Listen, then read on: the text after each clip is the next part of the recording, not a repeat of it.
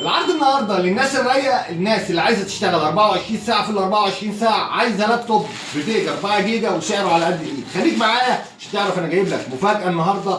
الديل البريزيشن ال 7520 بس الجيل السابع مش السادس بفيجا 4 جيجا.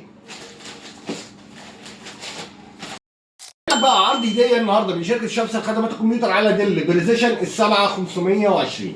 ال 7520 اجهزه استيراد فرز اول. المواصفات بتاعتها بقى، ده جهاز للناس الرايقه شويه، جهاز بيشتغل 24 ساعه في ال 24 ساعه. اسمع المواصفات: الكور اي 7 الجيل السابع ال 7820 اتش كيو برامات 16 جيجا دي رام 4، هارد بيبقى 512 اس اس دي. الجهاز بيبقى فيه كارتين شاشه، كارت شاشه انتل وكارت شاشه انفيديا 4 جيجا وبيعلى مع الرامات.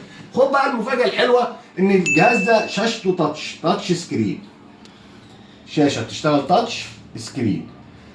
طبعا جهاز جبار بيشتغل 24 ساعه في ال 24 ساعه، شاشه تاتش، فول كيبورد، طبعا كاميرا، اجهزه فرز اول حاله الزيرو. طبعا الجهاز بيبقى فيه 2 فانه، طبعا مخارج تايب سي، خارج اتش دي ام اي، يو اس بي 3، اجهزه فرز اول بحاله الزيرو حاله الزيرو. واسمع بقى السعر: 18000 جنيه لفتره محدوده. السعر ده داخل شركه